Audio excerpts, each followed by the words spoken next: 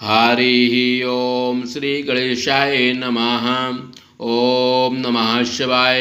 श्री शिव महापुराण। वीरभद्रादिकों की युद्ध में पराजय तथा अंधक का अधिक बल प्राप्ति निमित्त शिव की तपस्या। सनत कुमार बोले, हे व्यास, दूत के मुख से शिव जी का अभिप्राय जानकर वह दैत्यराज गदा ले सेना के सहित शीघ्र युद्ध करने के लिए चल पड़ा।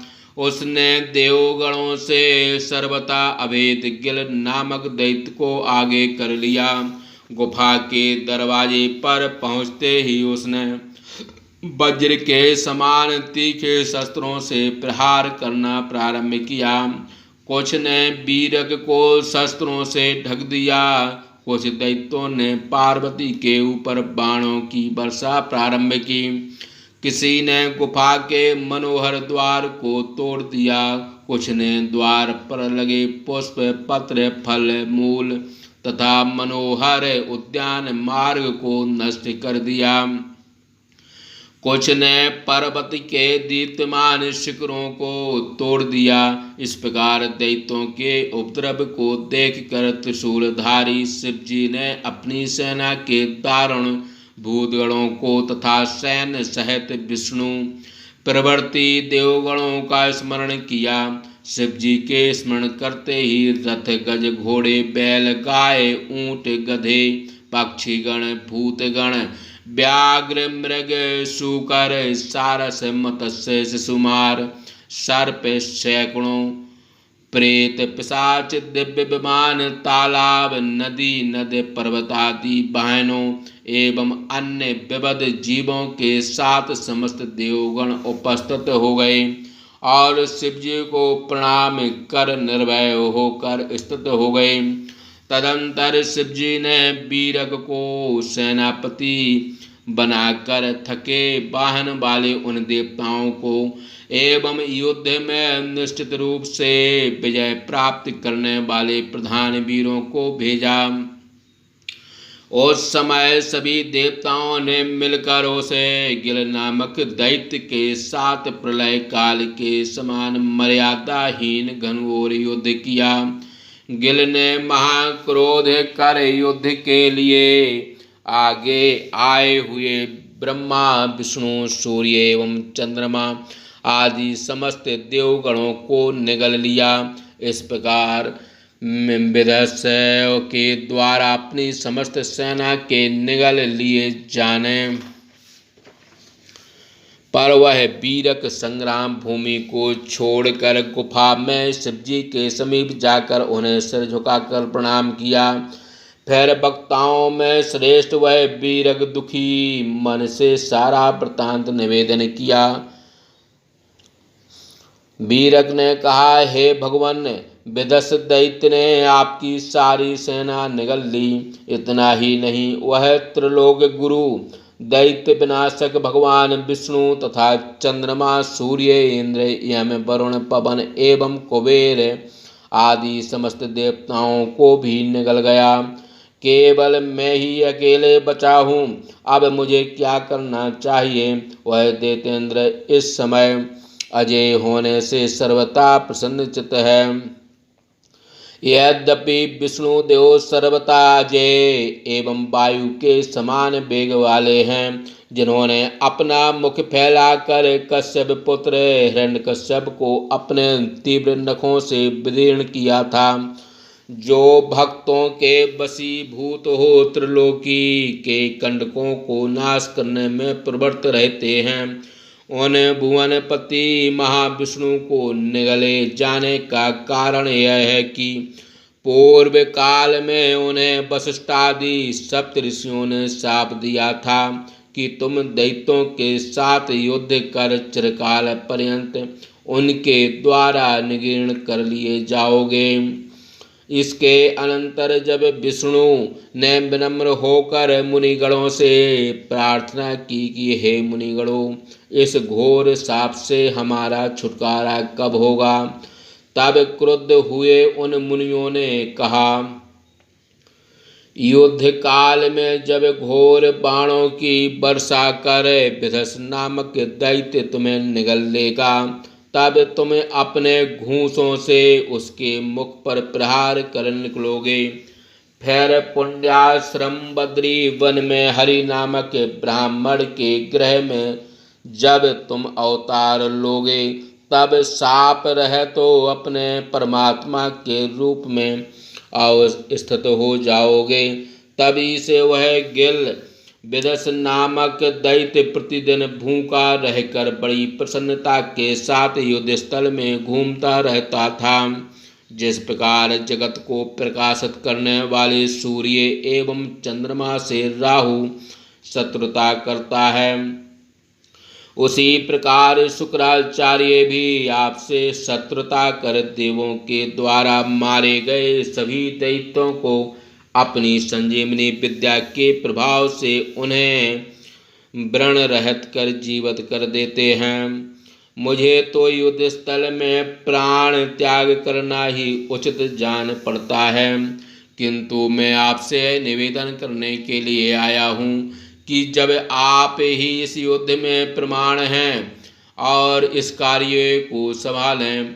सनत कुमार बोले, त्रिभुवनपति प्रमदपति सदाशिव वीरक की बात सुनकर बहुत कुपित हुए और देर तक विचार करते रहे। फिर उन्होंने सूर्य के समान देदीप्यमान अपने शरीर से उत्तम साम वेद का गान किया और इतना अट्टहास किया कि गुफा का समस्त अंधकार दूर हो गया।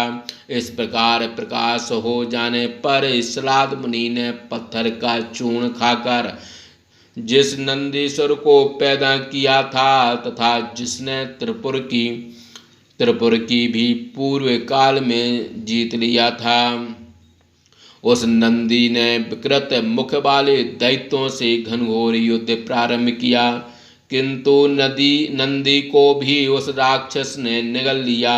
ऐसा देखकर योद्धाओं में एवं मुनियों में आग्रंड सभी विद्याओं के निवास सम दम धैर्यादि गुणों से युक्त स्यों कपर्दी महारुद्र वृषभ पर सवार हो निगले हुए देवगणों को अगलवा देने वाले दिव्य मंत्र का जप करते हुए धनुष एवं वज्र के समान बाण लेकर युद्ध के लिए उस राक्षस के सम्मुख उपस्थित हुए। इतने ही में विष्णु ब्रह्मा सूर्य चंद्रमा एवं समस्त सेनाओं के साथ महावीर वीरक उस विध्वंस राक्षस के मुख से निकले। यह देख कर सारी सेना प्रसन्न हो युद्ध करने लगी। इधर देवगणों के द्वारा मारे गए समस्त दैत्यों को शुक्राचार्य अपनी संजीवनी विद्या के बल से पुनः जीवित करने लगे। यह देख कर गणों ने शुक्राचार्य को पशु के समान बांधकर शिवजी के समीप उपस्थित कर दिया। तब त्रिपुरारी शिवजी ने उन्हें दैत्याचार्य शुक्र को उद्रस्त कर लिया। इस प्रकार शिवजी के द्वारा शुक्राचार्य के निगल जाने पर सारी दैत्य सेना हताश होकर विध्वस्त और जीर्ण शीर्ण हो गई। तदंतर देवगणों ने भी उनकी अच्छी पिटाई कर दी। उस समय दैत्यों के शरीरों को उत्साह पूर्वक खाने वाले भूतगणों से एवं तीक्ष्ण बाण और शक्ति हाथ में लिए नाचते हुए सिर कटे दैत्यों के धड़ से सारी रणभूमि व्याप्त हो गई। परमत्त बेताल अत्यंत दृढ़ चोंच एवं पंजे वाले पक्षियों एवं नाना प्रकार के भेड़ियों ने मरे हुए राक्षसों के मांस को अपने मुख में रखकर आनंद से भक्षण करना प्रारंभ किया। इस प्रकार हिरण्यकश्यप के वंश से उत्पन्न हुआ वह दैत्यराज चिरकाल पर्यंत ब्रह्मा विष्णु महेंद्र एवं शिव से युद्ध करता हुआ हार गया। पराजित होने पर उस दैत्य की सारी सेना पाताल में पर्वतों की गुफाओं में एवं समुद्र के विवर में छिप गई। अपनी सारी सेना के क्षीण हो जाने पर दैत्यराज अंधक, जो क्रुद्ध होने पर न केवल देवगणों का किंतु सारे विश्व का नाश करने में समर्थ था, वह गदा लेकर विष्णु से युद्ध करने लगा। किंतु विष्णु ने उस दैत्य को सारा मद चूर चूर कर दिया। इतने पर भी उसने संग्राम का त्याग नहीं किया, क्योंकि उसे ब्रह्मदेव का वरदान प्राप्त था। तदंतर इंद्र के घोर अस्त्रों से पीड़ित हुए उस दैत्य ने अपने शस्त्रास्त्र समूह, वृक्षों, पर्वतों एवं जल के प्रहारों से देवताओं को जीत लिया और धीरे धीरे घोर गर्जना करते हुए प्रमथपति शिव को युद्ध में ललकारा। अनेक प्रकार के शस्त्र संपन्न होने पर भी वह युद्ध में अविचल स्थित रहा और देवताओं को हताश कर वृक्षों, सर्पों, वज्र के समान शस्त्रों द्वारा तथा संबर की सैकड़ों माया एवं कपट रचना द्वारा गिरजा एवं महादेव को पीड़ा पहुँचाने लगा। शंकर के समान महावीर, देवताओं से अबद्ध, महासत्य संपन्न, मतिमान, सैकड़ों वरदान पाने से उन्मत्त उस दैत्य ने शंकर को जीतने के लिए एक और माया की। यद्यपि उसका शरीर देवताओं के शस्त्रास्त्रों के प्रयोग से जर्जर हो उठा था, उसकी माया के प्रभाव से उसके गिरे हुए रक्तों से उत्पन्न अनेक विकृत बदन अंधक गण रणभूमि में व्याप्त हो गए। तब प्रलयकालीन अग्नि के समान शरीर धारण करने वाले सदाशिव ने अपने त्रिशूल से उन दैत्यों का छेदन भेदन प्रारंभ किया। इस प्रकार शिव जी के त्रिशूल प्रहार के आघात से मांस विदीर्ण हो जाने के कारण प्रवाहित रक्त बिंदुओं से अनेक अंधक उत्पन्न होकर युद्ध करने लगे। महाबुद्धिमान विष्णु ने शंकर को बुलाकर योग द्वारा अत्यंत विकृत मुख वाली अजय स्त्री का रूप धारण कर लिया। उनका वह कराल मुख एवं अत्यंत शुष्क स्त्री रूप अनेक भुजाओं से व्याप्त था, जो उस युद्ध स्थल में भगवान शंकर के कानों से पैदा हुई थीं। युद्ध भूमि से उत्पन्न हुई वह देवी अपने युगल चरणों से पृथ्वी को सुशोभित करने लगी। सभी देवगण उसकी स्तुति करने लगे। तदंतर शंकर की प्रेरणा से क्षुधा व्याकुल उस देवी ने मांस की कीच से युक्त उस रणभूमि में दैत्यपति के शरीर से निकले हुए सारे रुधिर का पान करना प्रारंभ कर दिया। इस प्रकार रुधिर के सूख जाने से अकेला अंधक दैत्य ही शेष रहा। उसने अपने कुल क्रमांगत सनातन छात्र धर्म का स्मरण किया और अपने वज्र के समान घूंसों, जानु, चरणों, नखों, भुजाओं तथा सिरों के द्वारा शंकर पर प्रहार करने लगा।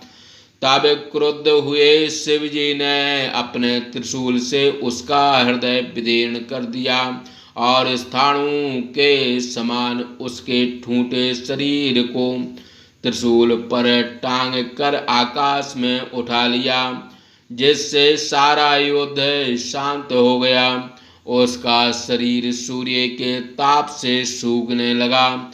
पवन प्रेरित जलपूर्ण बादलों ने उसके शरीर को क्लृप्त कर दिया। उसका सारा शरीर जीर्ण शीर्ण हो गया। यद्यपि सूर्य की किरणों से उसका शरीर श्वेत बर्फ के समान टुकड़े टुकड़े हो गया था, किंतु इतने पर भी दैत्य ने अपना प्राण त्याग नहीं किया और भगवान शंकर की निरंतर स्तुति करता रहा। यह देख करुणा सागर परम दयालु भगवान शंकर ने उसकी स्तुति से प्रसन्न हो उसे गाढ़ पद प्रदान किया। उस समय युद्ध समाप्त हो जाने पर भुवनपति श्री हरि, ब्रह्मा, तथा समस्त देवगण शंकर की विधि पूर्वक पूजा कर मनोहर एवं सार गर्भत स्तुतियों से उन्हें प्रसन्न कर जय जयकार करने लगे। फिर तो भगवान भूतपति नाना प्रकार की सामग्री से पूजित देवगणों को सत्कार सहित विदा कर पार्वती के साथ प्रसन्न हो गुफा में क्रीड़ा करने लगे। उस समय वे घोर विधस के मुख से पाप रहित वीरक पुत्र के निगल जाने से बड़े प्रसन्न हो रहे थे। इस प्रकार शिवदत्ती भाषा टीका से महाप्राण के अंतर्गत द्वितीय रुद्र संहिता के पंचम युद्ध खंड में अंधक वधोपाख्यान में अंधक युद्ध वर्णन नामक 46वां अध्याय समाप्त। बोलिए शंकर भगवान की जय।